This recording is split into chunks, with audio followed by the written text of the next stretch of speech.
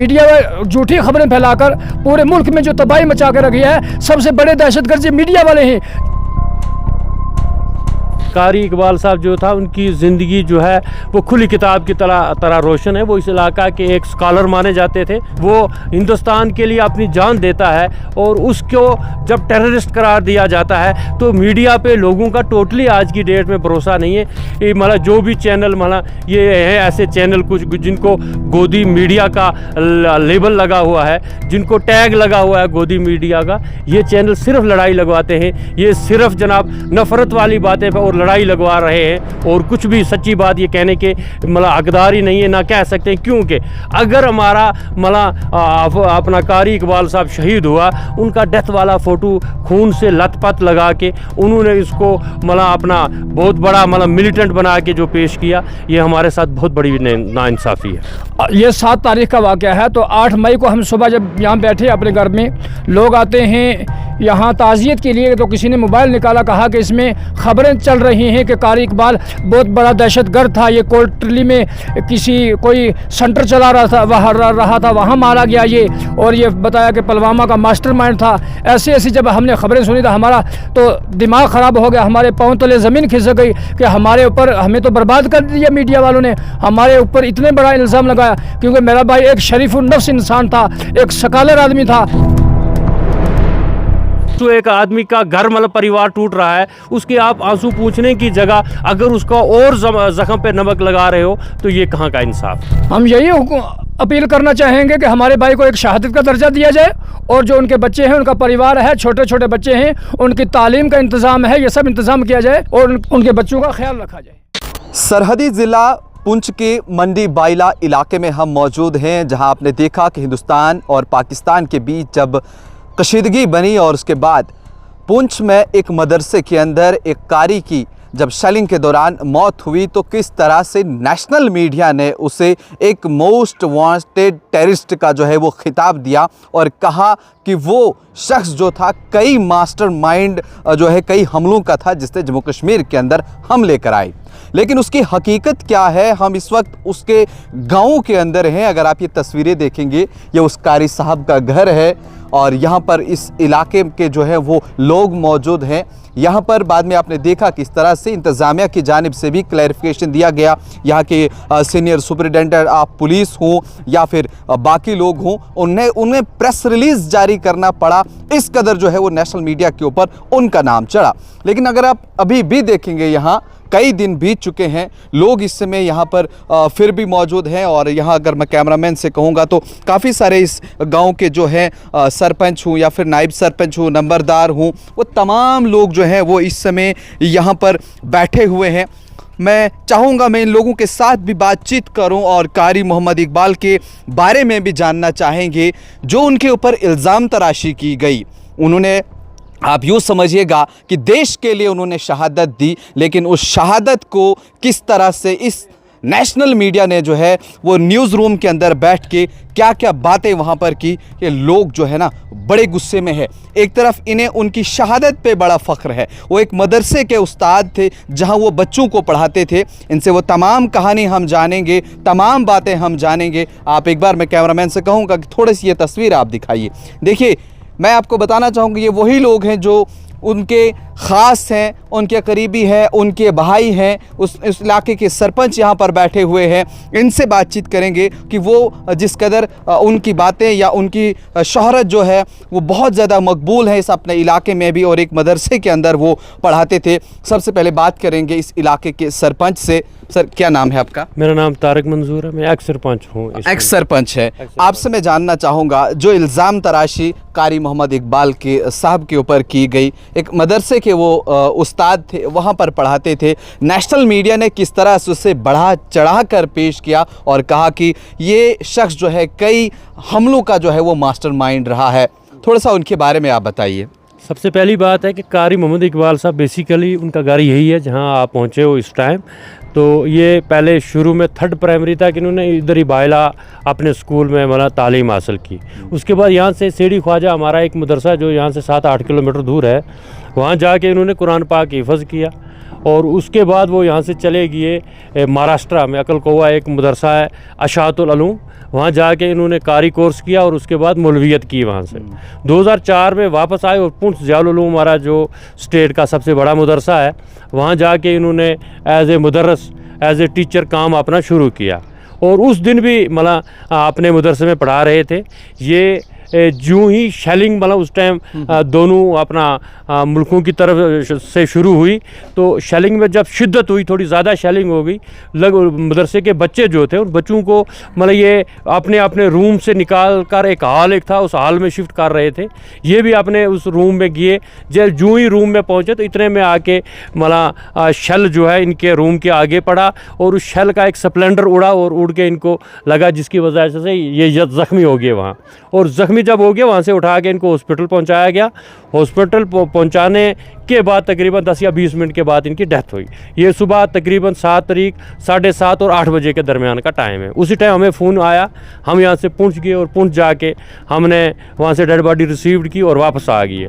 12:30 बजे उसी दिन हमने जनाजा करवाया उनका और तकरीबन 1 बजे हमने दफन कर दिया। थोड़ा सा ये भी मैं जानना चाहूँगा कि जब आप तक वो खबर पहुँची या जब ये वो माहौल जो है वो बन गया कि पुंछ के अंदर या पूरा जम्मू कश्मीर क्या एक माहौल बन गया था पूरे इस सरहदी ज़िला में कि जंग जो है वो हिंदुस्तान और पाकिस्तान के बीच छिड़ गई, माहौल क्या बना था, घरों पे बातें क्या हो रही थी, और जब आपने इस खबर को सुना कारी मोहम्मद इकबाल की, उस वक्त का आलम क्या बना फिर? देखो, ये बड़ी दुख की बात है कि एक मतलब कारी इकबाल साहब जो था, उनकी ज़िंदगी जो है वो खुली किताब की तरह रोशन है। वो इस इलाका के एक स्कॉलर माने जाते थे, बहुत बड़े आलम दीन थे।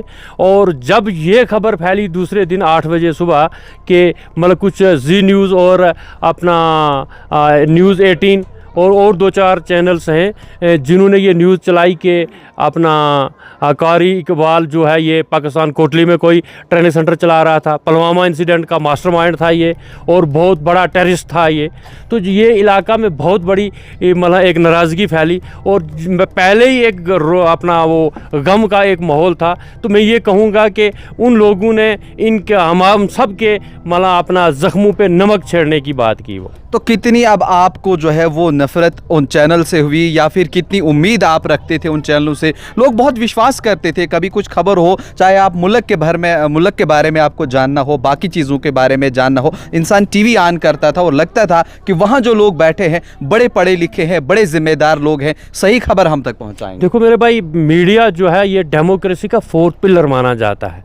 मीडिया जो है, मीडिया के पास वो ताकत है कि ये अपना सच्ची बात को सच्चे तरीके से बयान करते हैं और किसी जगह किसी कोई चूक हो जाए, कोई गलती हो जाए, उसको मीडिया मतलब दुरुस्त करने की पूरी कोशिश करता है। लेकिन यहाँ उल्टा हुआ कि हमारा आदमी जो है वो हिंदुस्तान के लिए जान अपनी कुर्बान करता है, वो हिंदुस्तान के लिए अपनी जान देता है और उसको जब टेररिस्ट करार दिया जाता है तो मीडिया पे लोगों का टोटली आज की डेट में भरोसा नहीं है। हम बहुत सारे लोगों से बातें कर, जो भी आता है वो ये कहता है कि आज की डेट में कोई टीवी खोलने की कोई ज़रूरत नहीं है, मीडिया की खबर सुनने की कोई ज़रूरत नहीं है, क्योंकि जो भी मीडिया जहाँ भी मतलब जो भी चैनल मतलब ये है ऐसे चैनल कुछ जिनको गोदी मीडिया का लेबल लगा हुआ है, जिनको टैग लगा हुआ है गोदी मीडिया का, ये चैनल सिर्फ लड़ाई लगवाते हैं। ये सिर्फ जनाब नफ़रत वाली बातें पर और लड़ाई लगवा रहे हैं और कुछ भी सच्ची बात ये कहने के मतलब हकदार ही नहीं है, ना कह सकते हैं। क्योंकि अगर हमारा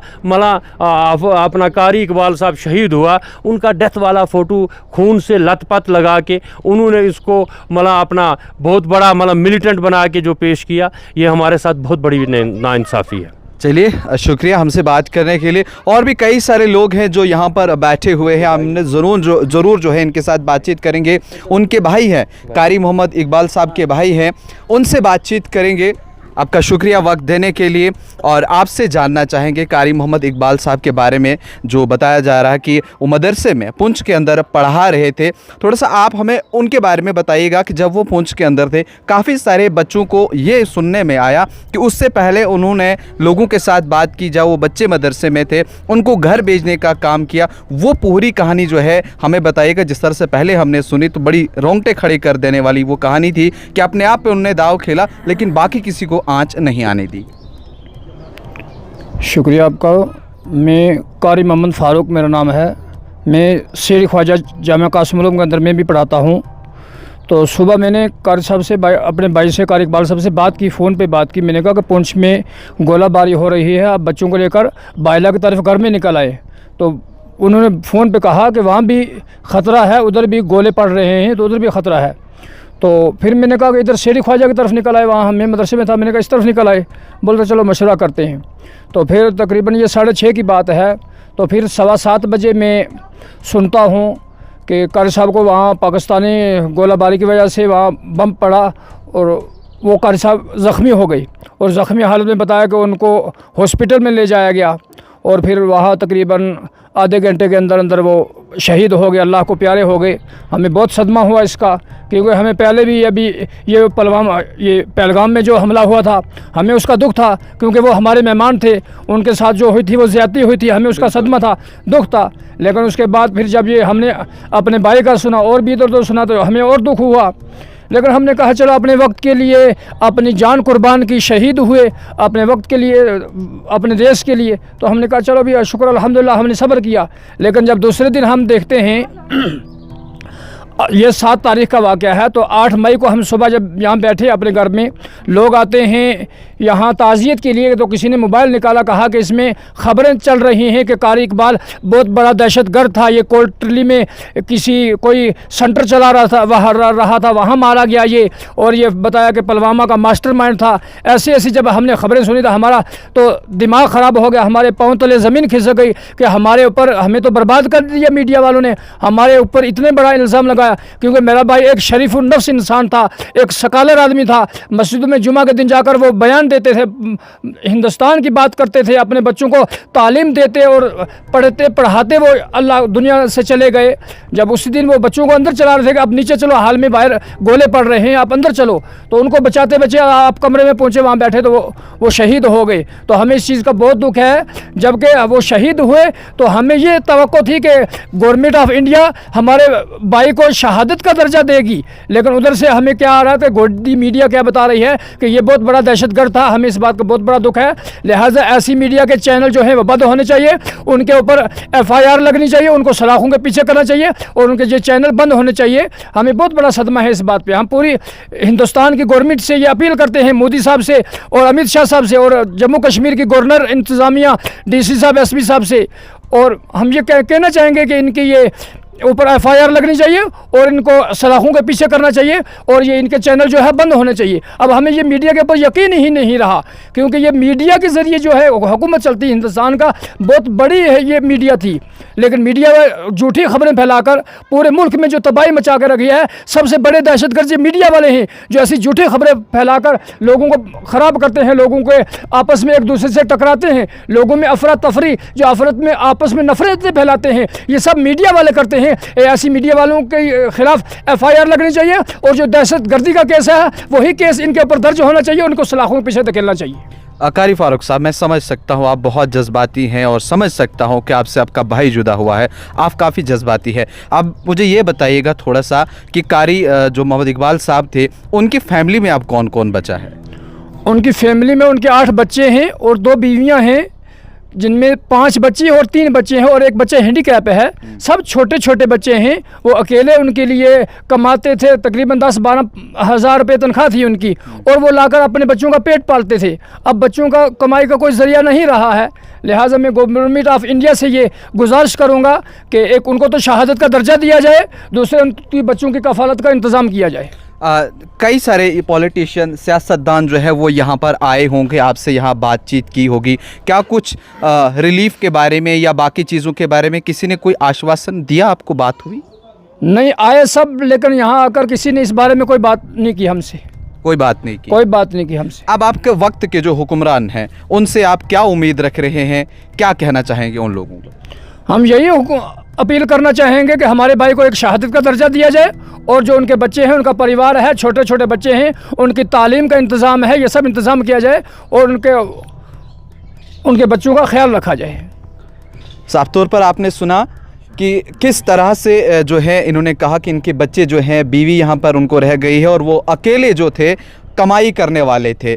और भी वक्त जिस तरह से आपने कहा कि इस इलाके के जो एसएसपी साहब है उन्होंने आपका साथ दिया और एक प्रेस रिलीज़ जारी कर दी जब ये सारी चीज़ें हुई, अब आप क्या उम्मीद कर रहे हैं कि एक्शन क्या जो है वो इस चीज़ के ऊपर होना चाहिए और ये इस तरह का एक्शन होना चाहिए जिस तरह से वो बात फैलाई गई, बताई गई, ताकि दुनिया देखे कि जब कोई झूठ या प्रोपेगेंडा किसी जगह फैलाया जाता है कि उसका अंजाम क्या होगा? क्या है उस चीज़ के लिए आप? अब मैं यही गुजारिश करता हूँ एडमिशन साहब से, डीसी साहब, एसपी साहब से और इंतज़ामिया से कि ये जिन्होंने ये झूठी खबर फैलाई, हमारे ऊपर ये झूठा इल्ज़ाम लगाया, हमारा एक शरीफुन्नफ्स तबाब भाई था उसके ऊपर ये ऐसा झूठा इल्ज़ाम लगाया, हम ये उम्मीद करते हैं कि हुकूमत हमारा साथ देगी और उनके ये चैनल बंद करेगी, उनको सलाखों के पीछे धकेलेगी। चलिए, शुक्रिया हमसे बात करने के लिए। और भी यहाँ कई सारे लोग जो हैं वो बैठे हुए हैं, इस इलाके के लंबरदार हैं और भी जो इनके हमसाया हैं वो यहाँ पर बैठे हुए हैं। अगर आप देखेंगे तो हर एक का चेहरा जो है वो उदास है, क्योंकि वो जानते हैं कि उनके साथ जो है वो इनके साथ इन्होंने वक्त जो है वो बिताया है और साथ में रहे हैं। और भी लोगों के साथ जो है बात करेंगे। एक्स सरपंच साहब से मेरा एक और सवाल रहेगा, आप इस इलाके को रिप्रेजेंट किए भी हैं, कर भी रहे हैं, एक बार और मैं आपसे जानना चाहूँगा एक्शन के बारे में आप क्या कहेंगे और कब तक ये एक्शन आप करवा रहे हैं? क्या किसी बार एसोसिएशन से या वकला हजरात से आपकी बातचीत हो रही है? जी, बात हो रही है हमारी। हमने सुप्रीम कोर्ट के अपना वकला हजरात से भी बात की, उनका भी एक ग्रुप है उधर, उनसे भी बात हुई हमारी। जम्मू हाई कोर्ट में भी हमारी बात हुई, उधर भी एक वकला हजरात का एक ग्रुप है, उनसे भी। और हम पुंछ अपने माना नज़दीक का जो कोर्ट है यहाँ भी हम केस उनके ख़िलाफ़ कर रहे हैं। इस वक्त तक 5 चैनल्स ने चलाया था, सिर्फ एक चैनल ने अपना कल में देख रहा था कि उन्होंने माफ़ी मांगी है, बाकी 4 चैनल ने कुछ भी नहीं, अभी इस वक्त तक कोई माफ़ी नहीं मांगी। और अगर माफ़ी भी मांग लें, क्या लग रहा है आपको, अगर वो माफ़ी मांग ले तो वो माफ़ी के हकदार हैं? देखो, अगर छोटी मोटी कोई बात होती, ये मतलब छोटी मोटी बात नहीं है, बहुत बड़ी बात है कि एक आदमी मतलब शरीफुन्नफ़स और मौलवी, उसने अपनी टोपी को देखकर उन्हें या दाढ़ी को देखकर जो एक मुसलमान समझकर उन्होंने एक बहुत बड़ा उसके पीछे जो लेबल लगाने की कोशिश की। यहाँ ऐसा होता है कि कभी कभी मतलब पुलिस ऐसा एक्शन करती है कि मतलब जो लोग इसमें एंटी नेशन कोई किसी मतलब एक्टिविटी में मुलव्वस होते हैं उनके मकान गिरा देते हैं, उनकी ज़मीनें जो हैं वो जनाब गवर्नमेंट के मतलब खाता में ले लेते हैं और उनके ख़ानदानों को तंग किया जाता है। यहाँ इंटेलिजेंस ब्रांचें हैं, हमारा जो ख़ानदान है पिछले 150 साल से इसी ज़मीन में रह रहा है और हम हिंदुस्तान के कट्टर मतलब हिंदुस्तानी लोग माने जाते हैं। हमने आज तक अपनी फ़ौज और पुलिस के साथ, और मैं देखता हूँ कि हम पिछले कई साल से बॉर्डर पे रह के हम बड़ी कठिन ज़िंदगी, बड़ी दुश्वार ज़िंदगी गुजार रहे हैं, जो दिन रात गोलाबारी का मुकाबला हम लोग करते हैं। और वो जम्मू के में आप में या अपना कोई दिल्ली या कलकत्ता या बम्बे का मतलब बड़े बड़े जो एसी वाले वो स्टूडियो बने हुए हैं, उनमें बैठ के अगर वो हमें वहाँ से वो हुक्मनामा पेश करते हैं, वहाँ से ऑर्डर निकालते हैं कि ये दहशतगर्द हैं, ये हमारे लिए बहुत बड़ी बेइंसाफ़ी है। वो लोग दहशतगर्द हैं जो वहाँ पे बैठ के ये लड़ाई लगवा रहे हैं। हम लोग हिंदुस्तानी हैं, हिंदुस्तानी थे, हिंदुस्तानी रहेंगे, लेकिन ऐसे मीडिया को हम चाहेंगे कि पूरा हम सबक इंशाल्लाह सिखाएंगे, इनके पीछे हम पढ़ेंगे और पढ़े हुए हैं इंशाल्लाह। हम ये कोशिश करेंगे और हमारी गवर्नमेंट से ये अपील रहेगी कि गवर्नमेंट को इस चीज़ का देखना चाहिए कि चौथा पिलर जो है हमारा डेमोक्रेसी का, वो अगर ऐसी बातें फैलाए, वो अगर ऐसी बातें करे जो किसी का मतलब अगर आप किसी के आंसू, एक आदमी का घर मतलब परिवार टूट रहा है, उसके आप आंसू पूछने की जगह अगर उसका और ज़ख्म पे नमक लगा रहे हो तो ये कहाँ का इंसाफ है? चलिए, आपने साफ तौर पर सुना किस तरह ये लोग जो है वो गुस्सा है, आग बगोला है। जहां उस शख्स को जो है वो आपको शहादत का दर्जा देना चाहिए था, सरकार को जो वक्त के वो हुक्मरान थे उनको इन्वेस्टिगेट करना चाहिए था जब वो चीज़ें फैली थी, लेकिन बजाय उसके इन लोगों को जो है वो क्या सिला मिला। लेकिन एक बार मैं अगर और आपको ये तस्वीर यहाँ पर दिखा दूँ, ये उसी कारी मोहम्मद इकबाल का घर है जिसके ऊपर इल्ज़ाम लगा कि वो मास्टरमाइंड था, वो कहीं कहीं पर बैठा था। अगर वो कहीं का मास्टरमाइंड होता, इतने हमले करवाता, शायद आज आप उसका घर यहाँ नहीं देखते, कोई बड़ा महल जो है वो आप देखते। अपने छोटे छोटे बच्चों को जो है वो उस मदरसे के अंदर बैठकर पढ़ाता था और वहाँ से अपना रोज़गार हासिल करता था और उन बच्चों को, अपने बच्चों को जो है वो पेट पालता था। और भी कई सारे लोगों से यहाँ पर जो है वो बातचीत होने वाली है। ख़ास रिपोर्ट जो है अब जो हमारे एडिटर इन चीफ है वो भी इन लोगों के साथ जो है वो बातचीत करेंगे। वो जानेंगे कि जो सीज़ फायर हुआ उसके बारे में या फिर बाकी चीज़ें हैं, कई सारे लोग और भी हैं, उनके साथ भी हम वो रिपोर्ट जो है ग्राउंड ज़ीरो की आप तक पहुंचाएंगे। आपकी क्या कुछ राय है, इनकी ज़बानी आपने जो है वो पूरी कहानी यहाँ की सुनी, आपकी क्या कुछ राय है नेशनल मीडिया को लेकर के, इन बॉर्डर्स इलाकों को लेकर के, यहाँ के इस पूरे चीज़ को लेकर के जो कहानी हमने आप तक पहुँचाई उसके बारे में जो भी आपकी राय है कमेंट सेक्शन में ज़रूर लिखिए।